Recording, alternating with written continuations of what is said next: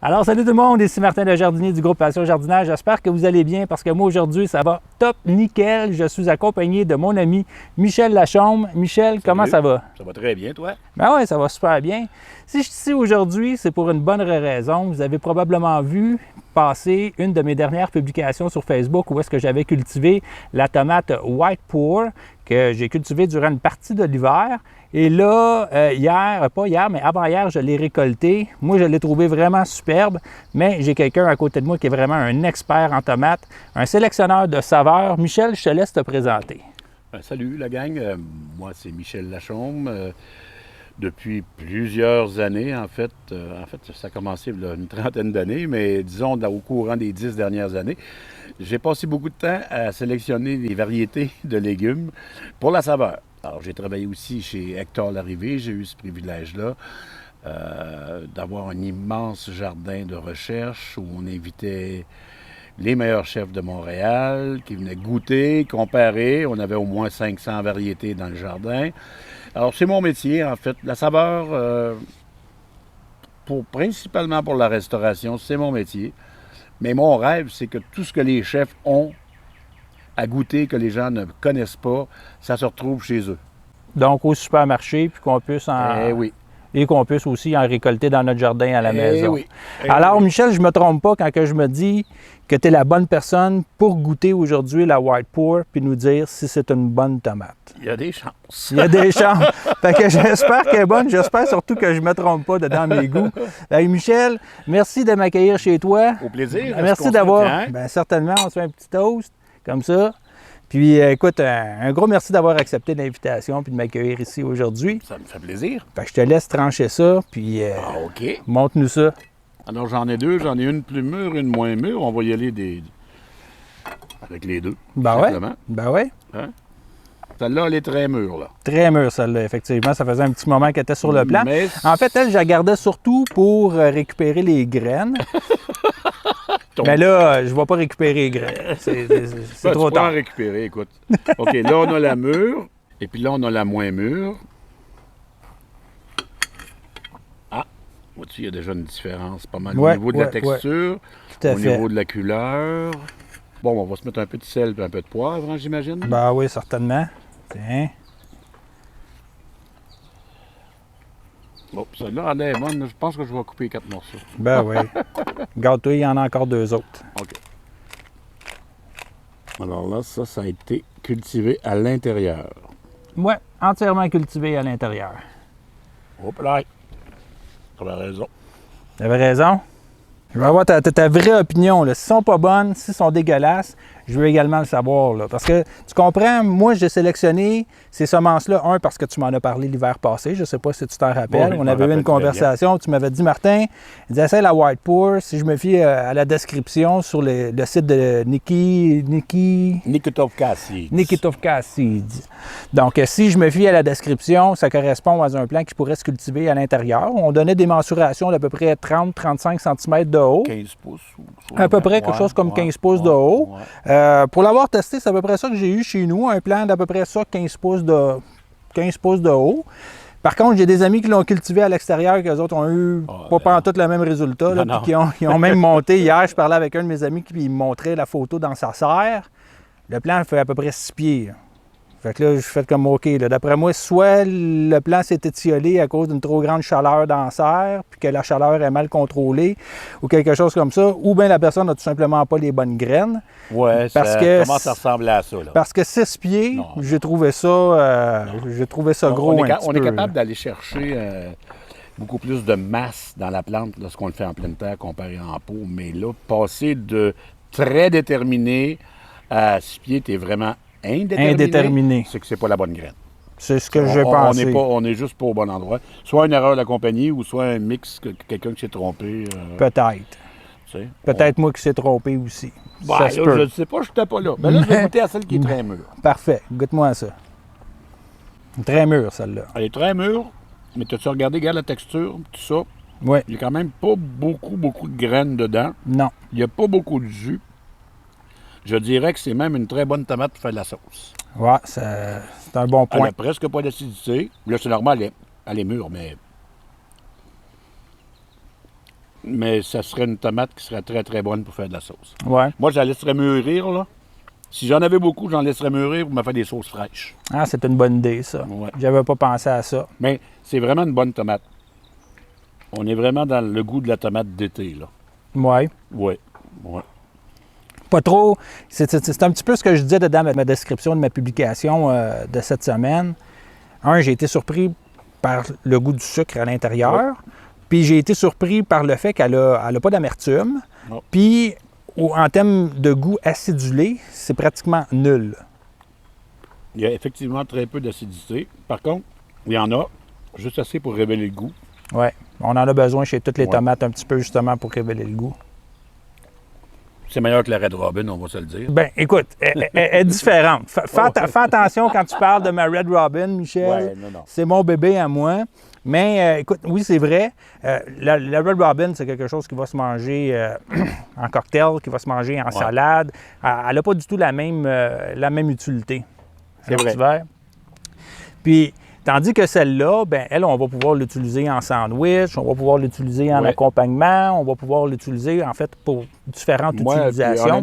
Même en sauce, comme tu dis. Ça l'est moins mieux. On voit que c'est quand même pas énorme la quantité de gel. Ce que les gens doivent savoir, la raison pour laquelle les tomates, on va dire une bonne grosse beefsteak ordinaire, là, OK? Ouais. Ça fait souvent des sauces qui sont très acides. Mais c'est très savoureux. Comparé à une tomate à sauce, on dit toujours italienne, là, même si ne sont pas italiennes. Il y a des variétés qui viennent de partout dans le monde. Ouais.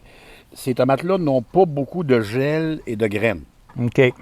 Comme celle-là, là, c'est pas la fin du monde en quantité de gel, on va remarquer. Par contre, il y en a assez pour donner du goût. OK. OK? Comme tomate fraîche. Le gel autour des graines, là, c'est 70 des composés de saveur d'une tomate. OK. Mais ce sont des saveurs qui sont volatiles. À la cuisson, ça disparaît. OK. Il reste la chair qui goûte à la cuisson. OK. OK? Par contre, c'est là qu'il y a toute l'acidité. Ben, pas toute, mais une grosse partie de l'acidité. La tomate est dans le gel. Ce que ça fait, c'est que lorsqu'on fait des sauces avec ces tomates-là, puis on inclut tout le gel, on a des sauces qui sont très acides. OK. Ça brûle l'estomac. Là, tu manges ton spaghetti, puis oh là, palais, ça passe. Une heure après, tu as besoin de prendre un Ben, Pepto-Bismol. ça, c'est le gel. OK. Mais c'est par contre ça qui donne du goût en frais. Ouais. De là, la tomate à sauce, qu'on appelle italienne, qui est une tomate qui a presque pas de gel, donc presque pas de graines non plus. Parce OK. que, et c'est sa chair qui se magnifie à la cuisson, tout simplement. OK. Là, on fait sortir tous les sucres. Je verrais vraiment très, très bien cette tomate-là en sauce. Surtout une sauce fraîche que tu n'as pas besoin de cuire longtemps. Le goût est parfait pour ça. OK. C'est vraiment un goût pour cuisiner. On enlève la pleure. On enlève la pleure, on coupe, puis tu cuis pas longtemps, là.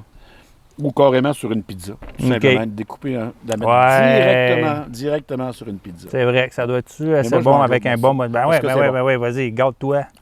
Puis j'ai amené un autre tomate aussi. Celle-là est rose. Je ne l'ai pas goûtée. Je n'ai pas fait le test. J'ai vraiment aucune idée de ce qu'elle goûte. Je l'ai récoltée hier soir. Ça s'appelle la Cherry Rosa, que j'ai commandé également sur le même site en Ukraine. Puis j'ai été surpris par la rapidité à laquelle elle devient mûre, puis à quel point que le plant pousse rapidement. Puis j'ai aussi constaté que c'est un plant qu'on pourrait sûrement pouvoir récolter à l'intérieur également. Fait que l'automne prochain, regardez bien mes vidéos parce que j'entends de l'essayer à l'intérieur. On va voir ce que ça va donner. Fait que Michel, si ça te tente du goûter, donne-moi ton opinion là-dessus. Habituellement, des tomates roses, c'est quand même savoureux. Elle a l'air d'avoir une bonne chair. Oui, elle a du jus, des graines.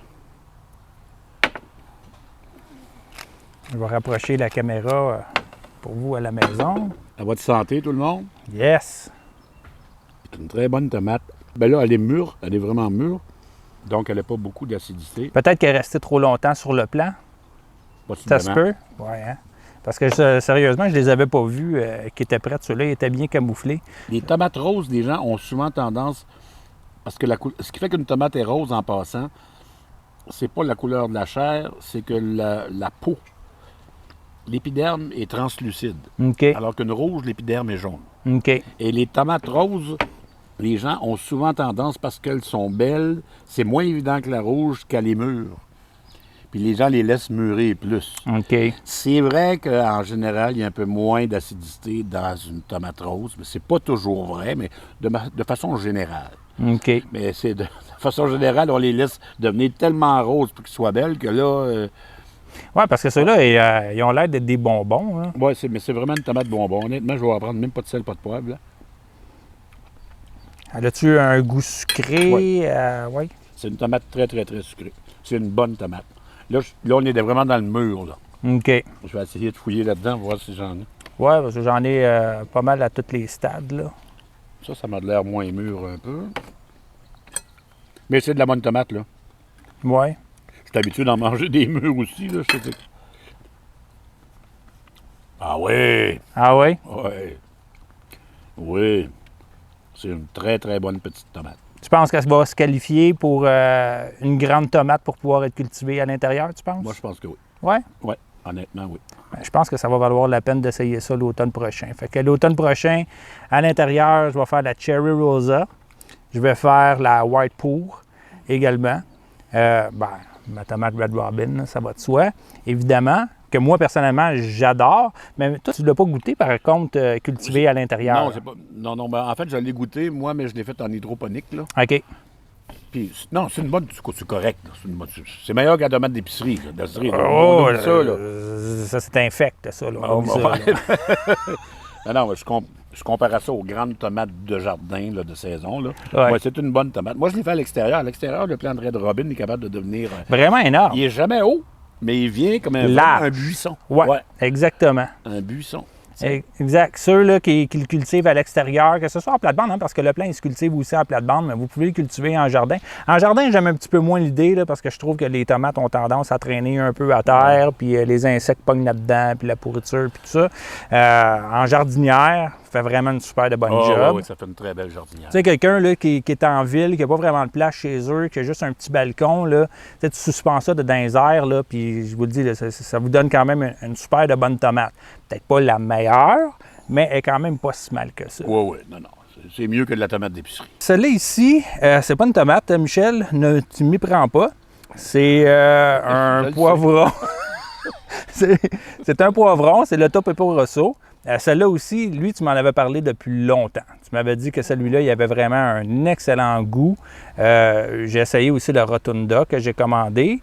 C'est très bon aussi. Écoute, je ne l'ai pas goûté. OK. Mais les poivrons, là, ils arrivent presque à maturité. Mais le Rotunda, lui, je l'ai cultivé à l'extérieur, tandis que lui, le Topepo Rosso, je l'ai cultivé à l'intérieur. L'hiver passé, j'avais cultivé le poivron Do Hill, le jaune, parce qu'il y en a aussi des rouges puis il y en a aussi des oranges.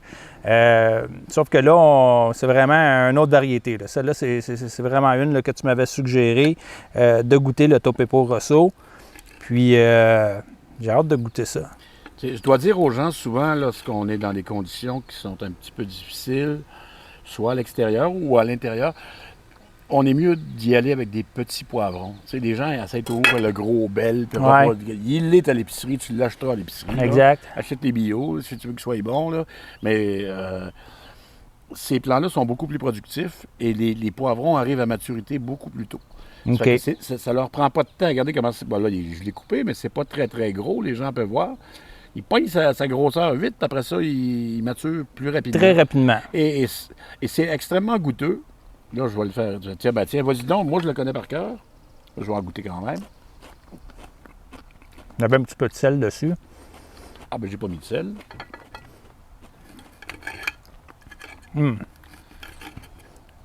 Vraiment bon. Ben là, il trempe un peu dans tout ce que tu as du sel. C'est bon, ça. Merci. C'est goûteux. Plus juteux que le Do Hill. Le Do Hill que moi j'avais cultivé à l'intérieur était juteux, mais moins que celui-là. Celui-là se rapproche un petit peu du jus que tu retrouves dans un piment, pas un piment, mais un poivron d'épicerie. OK. Sauf que là, lui, il est beaucoup plus sucré en étant rouge que le jaune du Do Hill que j'avais à la maison. Les poivrons rouges sont, pour moi, c'est toujours les plus goûteux. Le Do Hill est très, très bon pour un jaune. Il est meilleur que celui d'épicerie. Comme vous voyez, il y a beaucoup de graines. Ouais. Ils sont petits, les poivrons, mais tu perds rien. Tu en coupes deux, puis c'est pas comme souvent, on coupe un poivron, puis on le mange pas tout, on le laisse au frigo, puis là, après ça, faut que tu enlèves, parce que tu l'oublies là, tu enlèves le mou.